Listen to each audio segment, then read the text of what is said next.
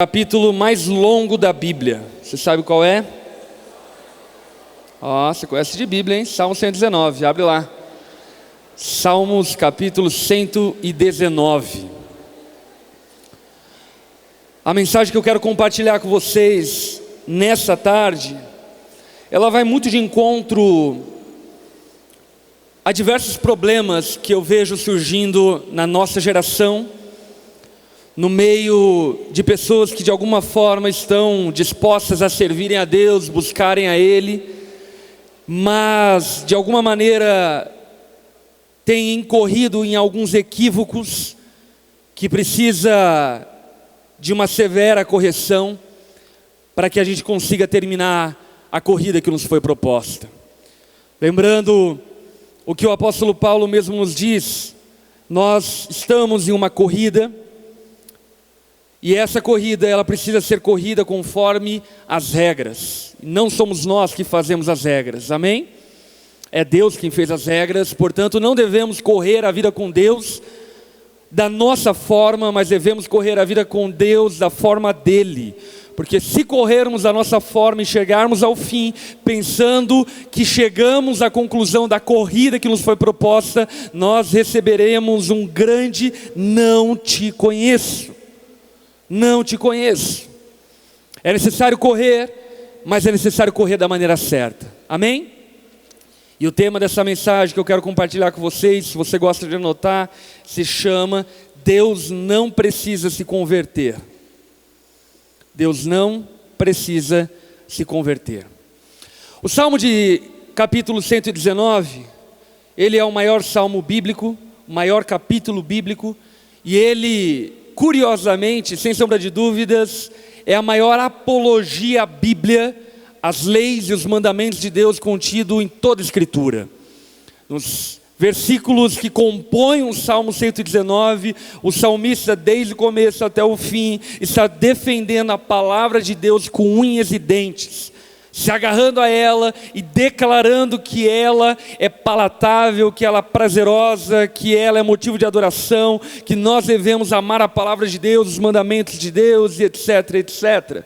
E isso é muito louvável, principalmente no tempo em que vivemos, onde algumas heresias que ao longo da história sempre se levantaram, em geração elas se reciclam e vêm com caras e contornos novos, precisa de alguma forma ser combatida. E alguma das heresias a qual estamos vivendo nesse tempo que precisam ser combatidas, é a heresia da antinomia. Você já ouviu falar sobre antinomia? Já? O que é antinomia? Antinormas, antilei.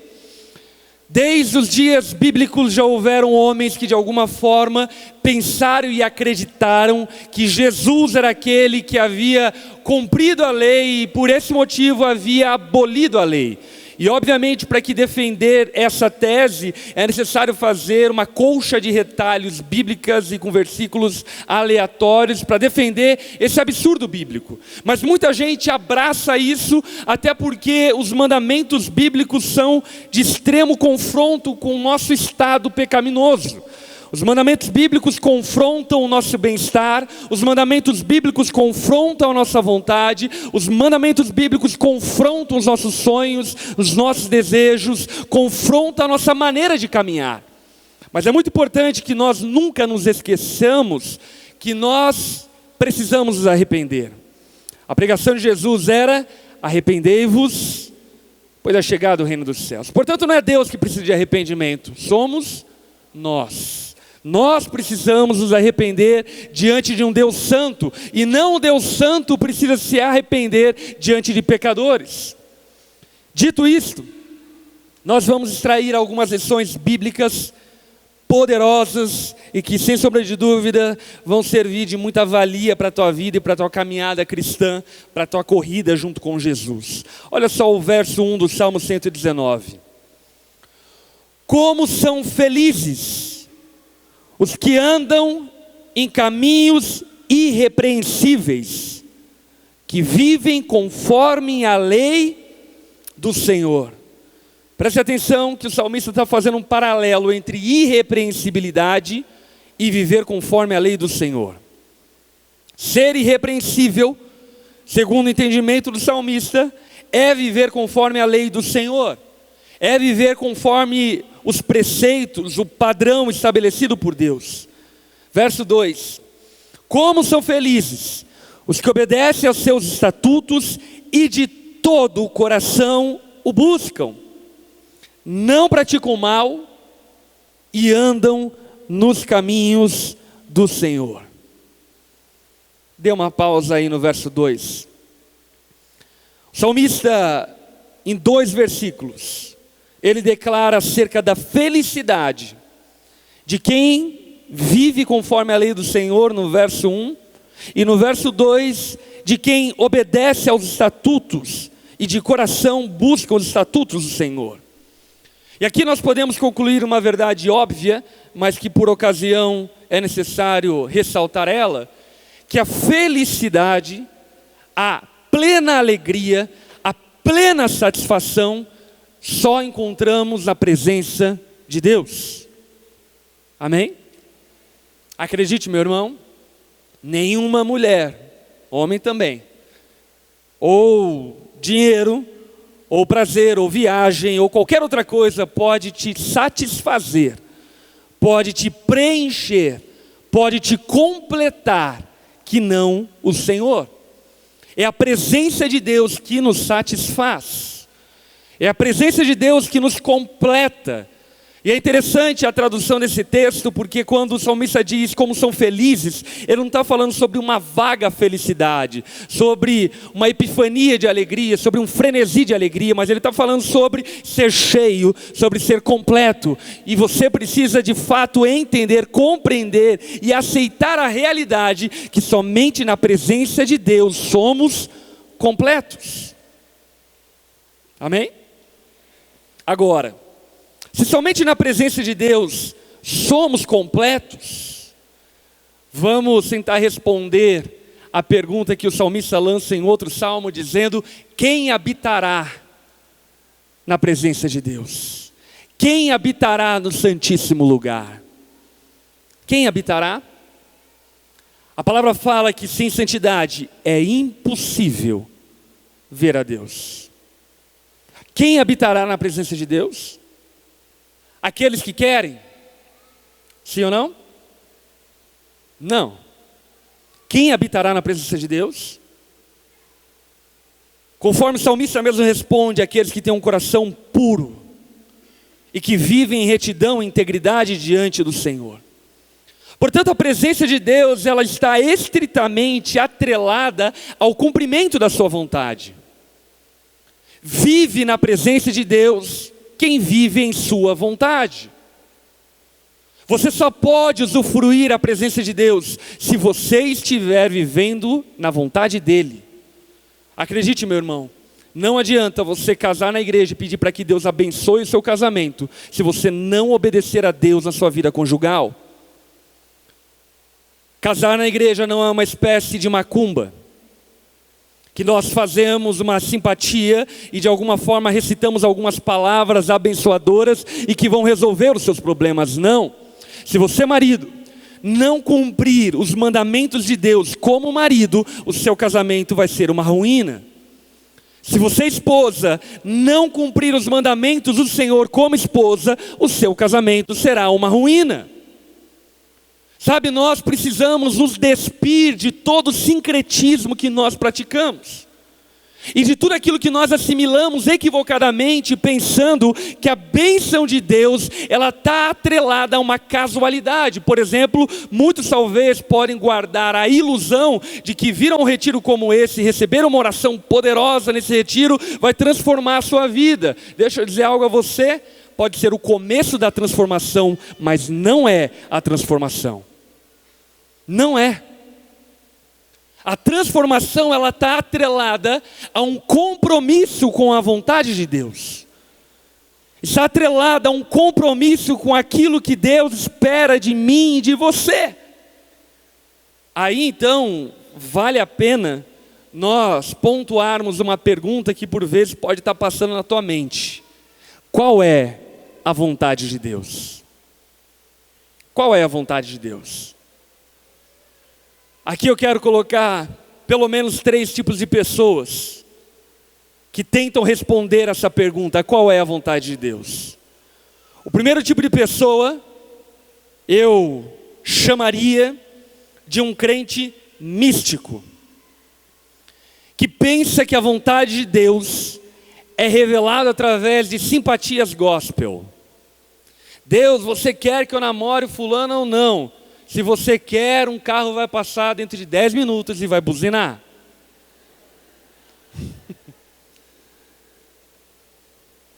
E essas pessoas mergulham em todo tipo de bobagem para tentar descobrir qual é a vontade de Deus, como se a vontade de Deus fosse algo muito oculto. Entenda uma coisa, meu irmão. A vontade oculta de Deus é oculta porque Ele não quer que nós saibamos. O que Ele quer que nós saibamos, Ele já nos revelou. Portanto, devemos fugir dessa prática mística, não no sentido estrito da palavra, porque a fé é mística, mas no sentido ampliado da palavra, o misticismo, e nos esquivarmos desse tipo de vida que busca a vontade de Deus como busca em cartas de tarô, como busca em búzios ou leituras de mão.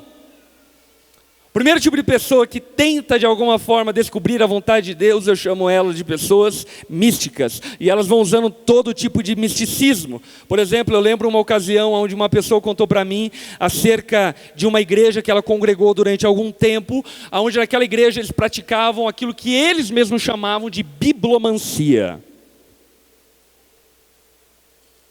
E aí quando ela me falou isso, eu disse: conte-me mais. Como era? Então, pastor, a gente marcava um atendimento com o líder da igreja, e lá no atendimento com o líder da igreja a gente fazia uma oração juntos. Ele abria a Bíblia, e aí eu colocava, enfim, a minha demanda para ele, e aí ele abria a Bíblia de olhos fechados, pegava o dedo dele e colocava em cima de um versículo. Se o versículo fosse afirmativo, tipo, vai e faça tal coisa, é porque Deus quer que eu vá e faça tal coisa. Se fosse negativo, tipo, não, faça tal coisa, então Deus não quer que eu faça tal coisa. Meu irmão, os crentes estão malucos. Os crentes estão malucos. Misturaram tudo, fizeram um mix. Botaram dentro do liquidificador todo tipo de misticismo, de matriz afro, de orientalismo, e chamam isso de cristianismo. Isso não é cristianismo. Deus não brinca conosco. Amém? Como diria Albert Einstein, Deus não joga dados. Deus não está jogando dados com a humanidade. Viver com Deus, meus irmãos, não é algo obscuro, oculto, aonde de repente eu posso tropeçar sem saber. Portanto, fuja desse misticismo exacerbado que foge da realidade e transcende aquilo que já nos foi revelado. Obviamente que esse tipo de gente, em grande medida, tem culpa em si própria, porque são pessoas preguiçosas, ao não quererem de fato saber qual é a vontade de Deus. O segundo tipo de pessoa que examina e tenta descobrir a vontade de Deus, eu chamaria dos achistas. Aqueles que ficam conjecturando qual é a vontade de Deus. E eles começam sempre de uma premissa, quase sempre. Se Deus é amor, logo, Ele ama o amor. Logo, não tem problema eu ter uma amante. Logo, se eu amo minha amante, eu posso separar da minha esposa. Que absurdo, não é? Mas muitos cristãos tentam descobrir a vontade de Deus através de conjecturas, através de achismos. Ah, eu acho que Deus é bom, e se Ele é bom, Ele quer que eu tenha dinheiro. E se Ele quer que eu tenha dinheiro, então não tem problema passar a mão no meu empregado ou no meu patrão. Esse tipo de gente, obviamente, nunca viverá a presença de Deus. O máximo que eles podem usufruir é de uma experiência transcendental e ritualística cristã. Mas a presença de Deus na sua jornada, na sua caminhada, na sua casa, jamais usufruirão. Porque a presença de Deus está para aqueles que têm compromisso com a sua vontade. Quem tem compromisso com a sua vontade? Aí então, o terceiro tipo de pessoa, os discípulos. Quem são os discípulos? Repita comigo: aqueles que obedecem aos mandamentos de Deus. Os discípulos de Jesus não são aqueles que acham, não são aqueles que conjecturam, não são aqueles que supõem, não são aqueles que de alguma forma sobrenaturalizam aquilo que é natural, mas são aqueles que crua e puramente obedecem a Deus. Ponto. Fazem aquilo que os mandamentos de Deus nos revelam. E aí talvez você possa ficar se perguntando: ok, pastor, eu quero ser um discípulo, eu quero obedecer os mandamentos de Deus, mas como eu posso conhecer a vontade de Deus? Olha para quem está ao teu lado e diga a essa pessoa: leia a Bíblia. Diga para ela novamente, ou melhor, estude a Bíblia. Porque é uma coisa importante falar nesses dias também, não é? Porque tem muita gente lendo a Bíblia, mas poucas pessoas estudando a Bíblia. Deixa eu falar algo básico sobre interpretação bíblica, meus irmãos. A Bíblia é um texto, e se ela é um texto, ela tem um contexto, ela tem um destino, ela tem um alvo, ela tem um objetivo. E você precisa, para entender a Bíblia, estudá-la e não meramente lê-la. Portanto, é necessário que saibamos que a verdadeira alegria, quantos aqui querem ser plenos, viver uma vida extraordinária e abundante? A verdadeira alegria, meus irmãos, está no cumprimento da vontade de Deus. E a vontade de Deus está revelada em sua palavra. Em sua palavra. E aí, nós podemos entender algo que eu diria que é de extrema importância para a tua vida. E que vai fazer muito sentido na tua jornada. A vontade de Deus, ela pode ser dividida em três categorias. Aquilo que nós chamamos de vontade absoluta de Deus. O que é a vontade absoluta de Deus? Basicamente é, o que Ele disse que vai ser feito, será feito. É um decreto, ninguém muda. Ok? Segundo, a vontade preceptiva de Deus. Qual é a vontade preceptiva de Deus? A vontade que previamente nós sabemos qual é. Por exemplo, não me venha me perguntar se Deus quer que você namore, case com alguém que não professa a mesma fé que você, porque a Bíblia já fala que Deus não quer. Amém? Mas pastor, Deus é amor. Logo, a vontade preceptiva de Deus previamente já nos foi dada. Pastor, Deus quer que eu mate ou não mate o fulano? Deus quer que eu roube ou não roube? Deus quer que eu minta ou não minta? Vontade preceptiva. A vontade oculta de Deus é aquilo que está oculto aos nossos olhos, nós não sabemos, mas Deus tem uma vontade oculta a nós. Mas se não sabemos, é porque Deus não quer que saibamos. Amém? Portanto, meu irmão, tenha um alto compromisso com a vontade de Deus. E o alto compromisso com a vontade de Deus necessariamente está atrelado com a sua vontade. E para viver a vontade de Deus é necessário que nós conheçamos os mandamentos de Deus e amemos e busquemos de todo o coração os mandamentos do Senhor. Verso 4. Tu mesmo ordenaste os teus preceitos para que sejam fielmente obedecidos. Presta atenção na declaração do salmista. Tu mesmo ordenaste os teus preceitos para que sejam fielmente obedecidos. Meus irmãos, ainda que muitas pessoas tentem desvirtuar a fé e tentar julgar a Bíblia como um livro errante, falível, é muito importante que saibamos que se cremos um Deus todo-poderoso, soberano, Ele mesmo garantiu que a Bíblia fosse preservada a nós. E ela de fato foi preservada a nós. E tudo que nós sabemos de Deus acerca da sua vontade, dos seus mandamentos, é importante que saibamos que foram por Ele estabelecidos. A vontade de Deus escrita na Bíblia não foi estabelecida por homem algum. não foi estabelecida por líderes humanos, mas foram estabelecidas pelo próprio Deus. Por esse motivo, meu irmão, você tem o direito de criticar, você tem o direito de debater, até que a palavra de Deus seja proferida. No momento que a palavra de Deus é proferida e é entendida, se você é um discípulo de Jesus, abaixa a guarda. Por quê? Porque os preceitos de Deus não foram estabelecidos por homens, mas foram estabelecidos por Ele. E isso nos leva a uma consequência óbvia disso. Se as ordenanças foram estabelecidas por Deus, o que nós devemos fazer acerca dessas ordenanças? Obedecê-las fielmente. Obedecê-las com todas as nossas forças, em todos os detalhes, e não abrir mão de qualquer que sejam os preceitos e mandamentos de Deus. Jesus corrobora isso, dizendo em João capítulo 14, verso 21, que quem tem os meus mandamentos e lhes obedece, esse é o que me ama. Quem verdadeira ama a Jesus, não é quem coloca uma faixinha na cabeça 100% Jesus. E tampouco quem tatua Jesus Cristo no corpo. Quem ama a Jesus é quem tem os seus mandamentos e lhes obedece.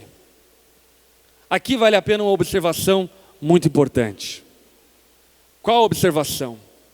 Você tem os mandamentos de Deus? Pastor, lá em casa a Bíblia está aberta no Salmo, espantando todo mal olhado, eu tenho os mandamentos de Deus.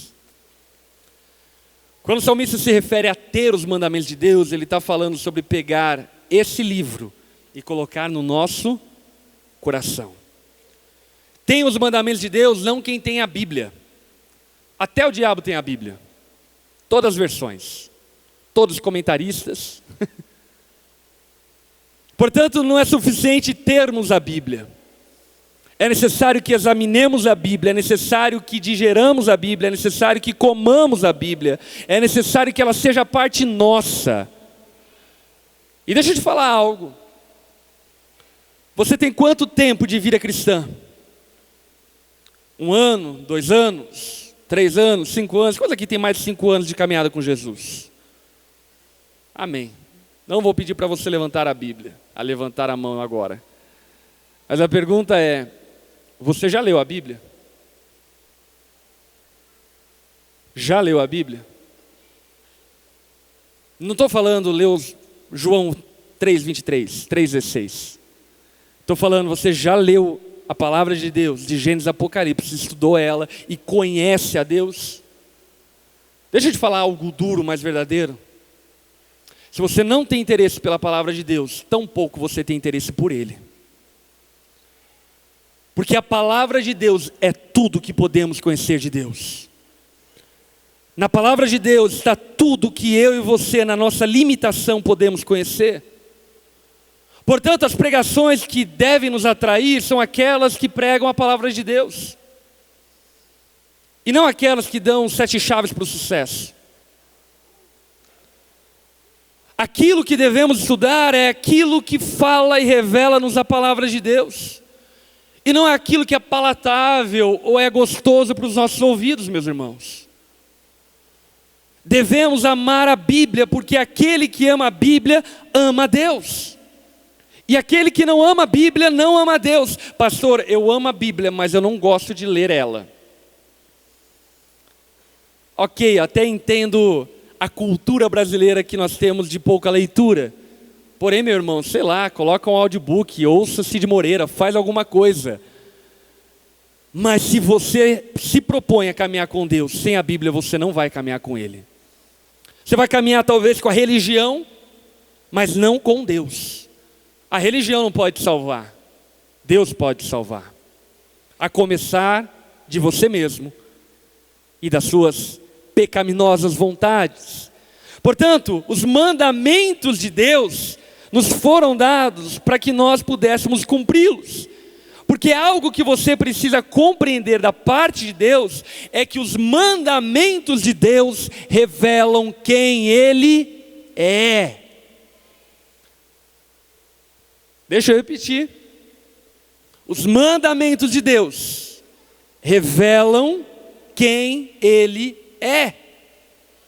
Se você não ama os mandamentos de Deus, tampouco você ama a Deus.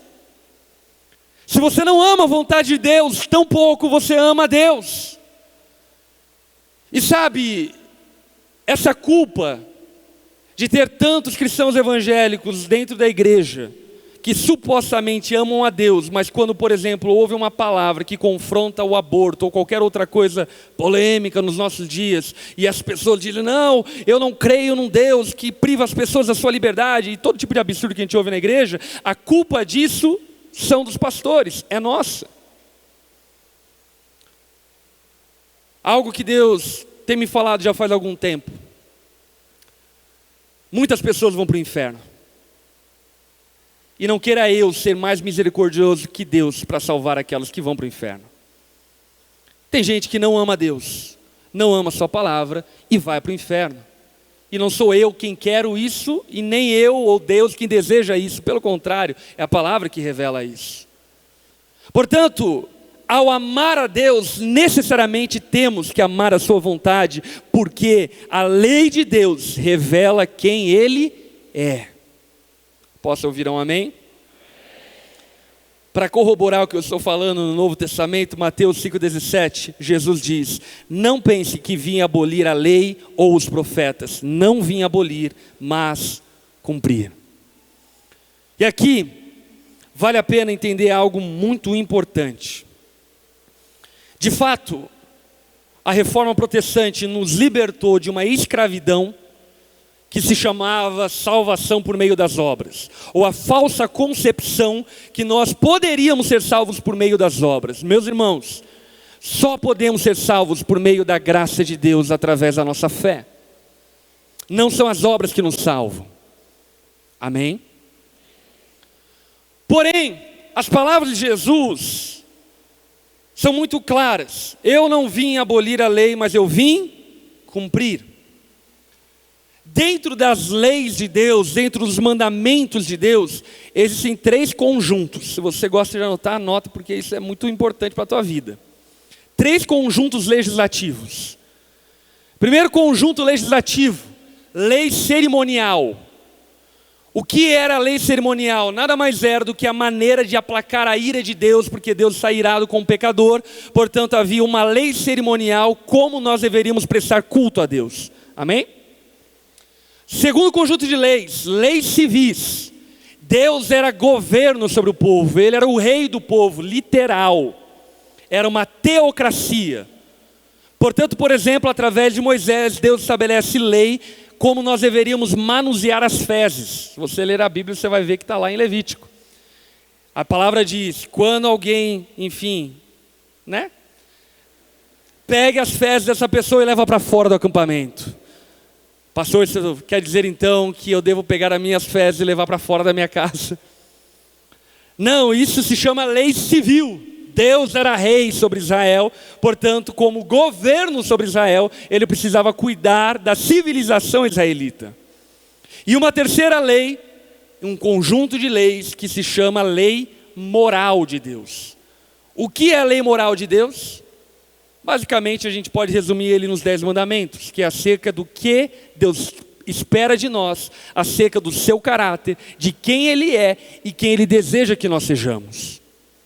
Preste atenção, nós vivemos em uma teocracia, sim ou não? Não. Nós vivemos em uma república federativa na qual tem um presidente que nos representa. Portanto, as leis civis de Deus não cabem a nós, porque temos uma lei soberana no nosso país, uma constituição a qual devemos obediência. Amém? Segundo ponto, as leis cerimoniais devem ser cumpridas, sim ou não? Devemos sacrificar bezerros, animais, etc. e tal, sim ou não? Não, por quê? Porque Jesus cumpriu a lei. Ele é o Cordeiro de Deus que foi morto para nos substituir na cruz do Calvário e nos dar salvação. Amém? Agora eu lhe pergunto, terceiro conjunto de leis, lei moral, devemos cumprir sim ou não? Sim. Por quê? Porque Deus é o mesmo ontem, hoje e para sempre. Meus irmãos, se a moralidade de Deus mudou, eu não sirvo a esse Deus maluco que muda com variação de tempo. Deus não mudou, Ele continua sendo o mesmo ontem, hoje e para sempre. O seu caráter continua sempre sendo o mesmo. Portanto, os mandamentos foram estabelecidos por Deus para serem obedecidos. Não é uma sugestão, é uma ordem. E deixa eu dizer algo a você. A partir do momento que nós compreendemos o caráter de Deus, a partir do momento que compreendemos que Deus é bom, é amor, é gracioso, misericordioso, etc, etc, etc, nós descobrimos aquilo que o salmista descobriu. Nós descobrimos que os mandamentos de Deus nada mais são do que a sua graça e a sua misericórdia dada a nós. Acredite, irmãzinha, guardar-se para o teu marido vai te evitar muita terapia. É algo bom, não é algo ruim. Acredite, meu irmão, guardar a sua ira e não ser um homem violento vai te livrar de muito problema na vida. Portanto, as leis de Deus, elas são muito mais a revelação de um Deus que nos ama e espera que vivamos toda a plenitude pelo qual Ele nos criou para que vivamos, do que um Deus maldoso que quer nos privar do que queremos e desejamos. Portanto, se amamos a Deus, devemos amar Sua palavra. E se não amamos Sua palavra, não amamos a Deus. Amém? Verso 5. Quem dera fossem firmados meus caminhos à obediência aos teus decretos. O salmista aqui está sendo muito realista e sincero. Salmista sincero. Novo perfil do Instagram. Ele está dizendo, olha, eu queria muito que meus pés fossem firmados na obediência dos seus decretos, porque me evitaria dor de cabeça pra caramba. E como evitaria dor de cabeça? Evitaria ex-namorado, ex-namorada, evitaria treta familiar, evitaria quebra de sociedade, evitaria tantos conflitos se nós obedecêssemos a Deus, sim ou não? É o que o salmista está dizendo, ele está confessando, está dizendo, olha, eu sou vacilão demais, mas eu queria muito não ser vacilão, eu queria obedecer aos decretos de Deus. Então, não ficaria decepcionado ao considerar todos os teus mandamentos. Ele diz que a decepção dele surge pelo fato de ele não ter os pés firmados nos decretos de Deus, nos mandamentos de Deus, na vontade de Deus. E aqui eu digo a você, algo muito importante, só ficam decepcionados com os mandamentos de Deus aqueles que são rebeldes de coração. Porque eu volto a falar, quem ama Deus, ama a sua palavra. Olha para quem está ao teu lado e diga a essa pessoa, se você ama Deus, você ama a palavra dele.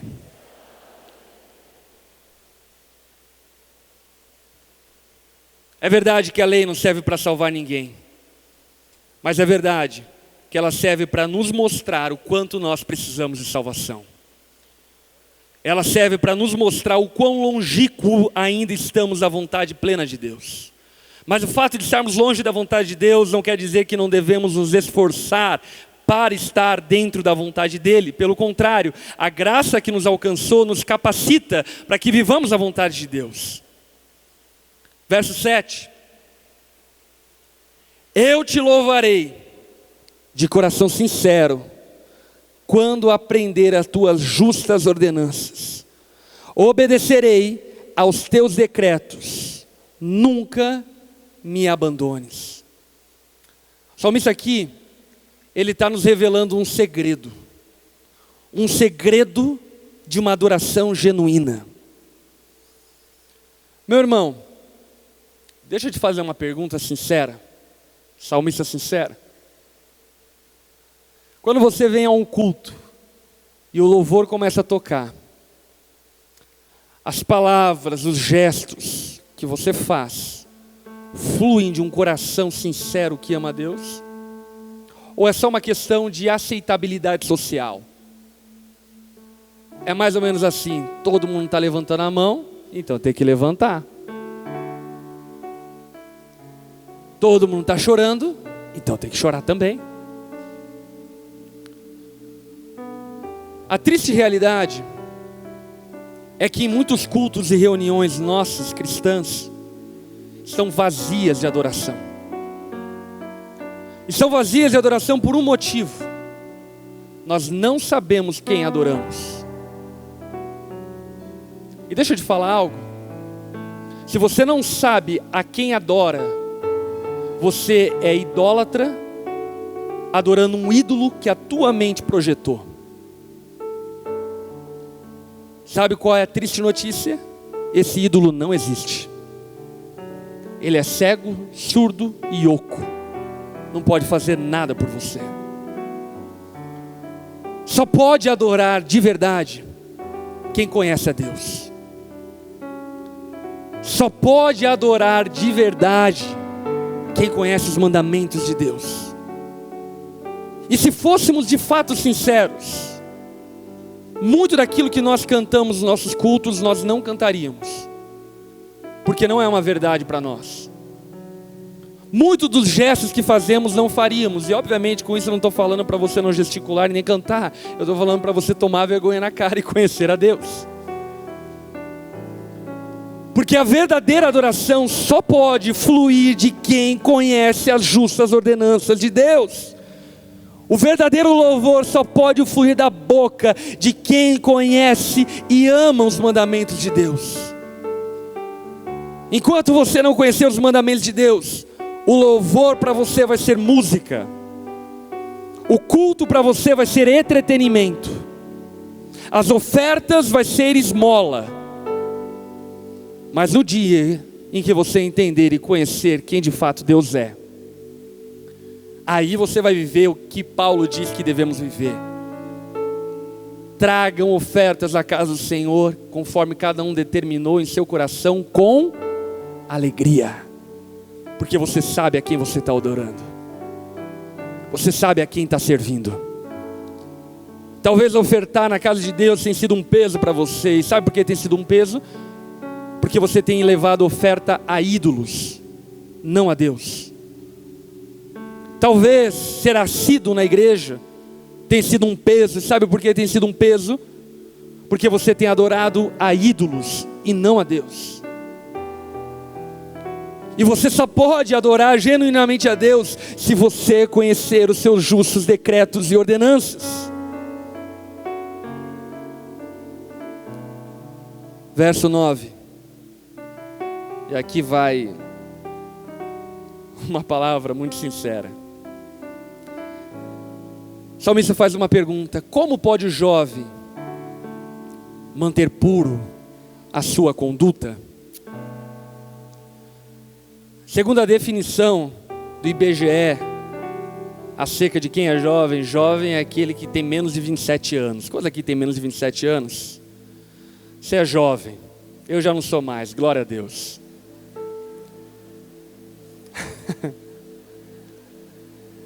Deixa eu te falar uma coisa que é difícil de ouvir, mas se você ouvir, entender e guardar no teu coração, mano, teu futuro é brilhante.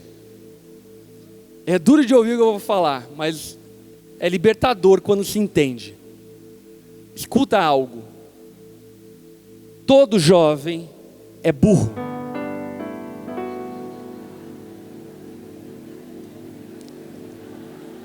Tem alguém quebrantado e humilde nesse lugar para dizer amém?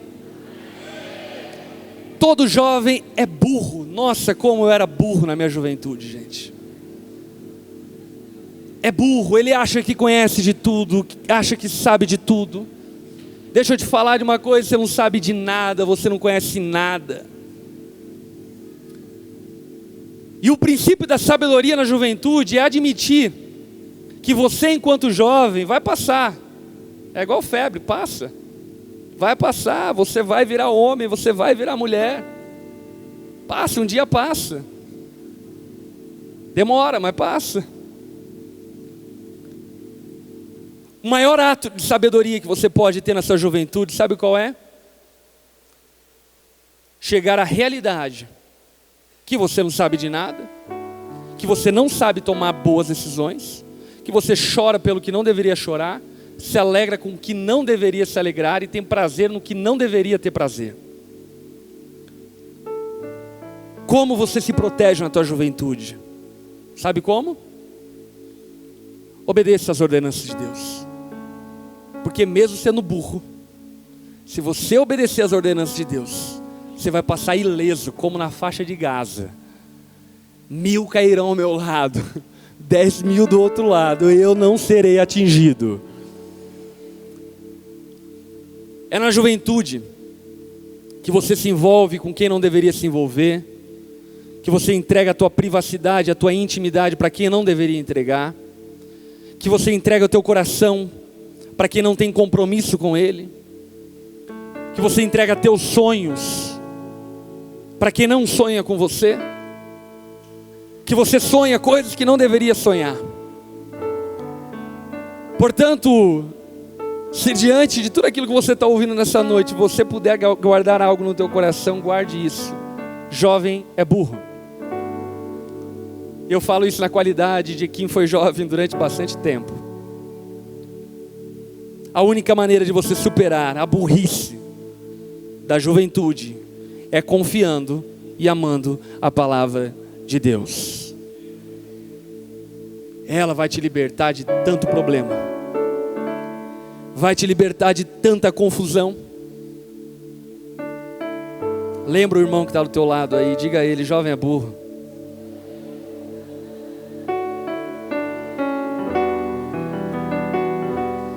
Gente, é só uma forma brasileira de falar o que o salmista está dizendo, ok?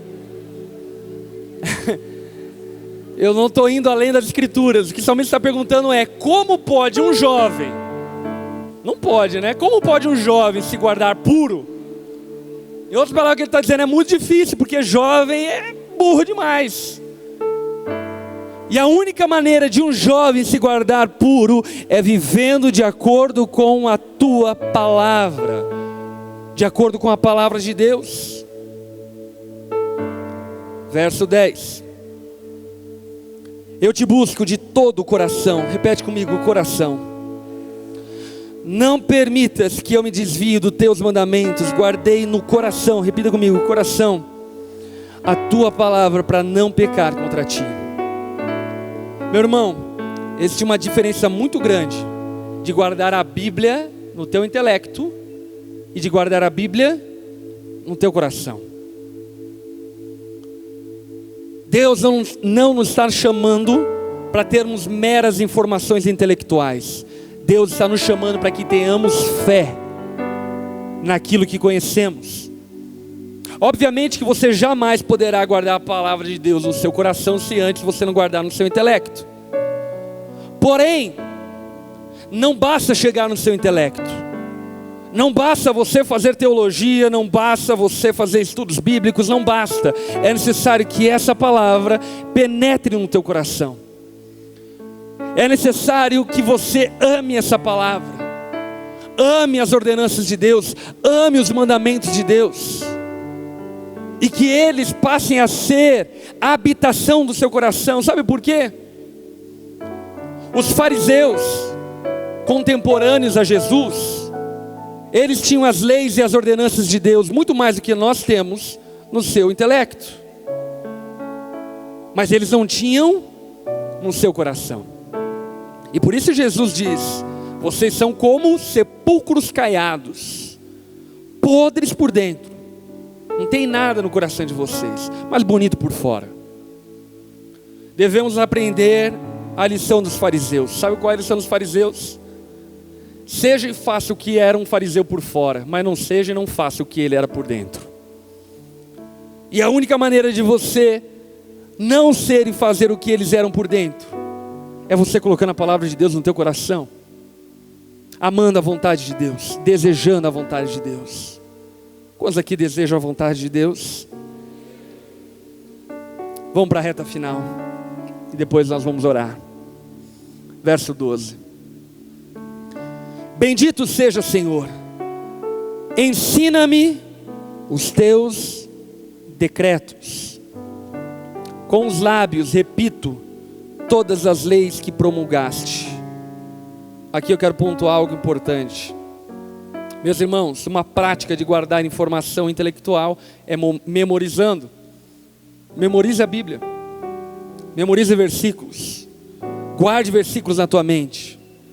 Os crentes hoje estão tão ruins, mas tão ruins que não lembram nem de João 3,16. Tenha a prática de memorizar versículo. Como você faz isso? Leia a Bíblia diariamente. Não importa se 1 hora, 2 horas, 10 minutos ou 5 minutos, mas leia a Bíblia todos os dias. Pega um texto bíblico, coloca no teu celular, posta no teu Instagram, coloca nos teus stories e memoriza aquele versículo durante aquele dia. E você vai perceber que ao longo de 1 ano você leu a Bíblia toda e você memorizou muito da Bíblia. Isso vai ser poderoso para a tua jornada e para a tua caminhada. O salmista está dizendo: eu repito com os meus lábios as tuas leis. Grande parte de nós nem os 10 mandamentos sabe de cor. Quanto mais toda a vontade de Deus. Verso 14. Regozijo-me em seguir os teus caminhos, testemunhos, como que se regozija com grandes riquezas. Meditarei nos teus preceitos e darei atenção às tuas veredas. Tenho prazer nos teus decretos. Não me esqueço da tua palavra. Trata com bondade o teu servo, para que eu viva e obedeça a tua palavra. E olha a oração dele aqui no verso 18 e 19. Abra os meus olhos, para que eu veja as maravilhas da tua lei. Sou peregrino na terra. Não esconda de mim os teus mandamentos.